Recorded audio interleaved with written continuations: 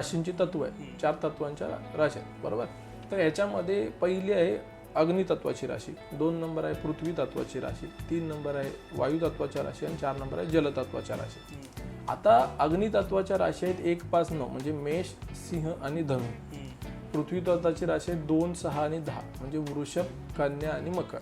ठीक आहे. नंतर येते वायू तत्वाच्या राशी 3, 7 आणि 11 म्हणजे मिथुन, तुळा आणि कुंभ. आणि शेवटची येते 4 नंबरची ज्याच्यामध्ये 4, 8 आणि 12 हे आल्या जलतत्वाच्या राशी. हे 4 म्हणजे कर्क, 8 म्हणजे वृश्चिक रास आणि 12 नंबर म्हणजे मीन रास. तर ग्रहांचे पदार्थ काय आहेत? आता प्रत्येक ग्रहाचा एक सेपरेट पदार्थ आहे. फॉर एक्झाम्पल आपण झालं तर सूर्यग्रहाचे पदार्थ आहेत गहू, मक्का.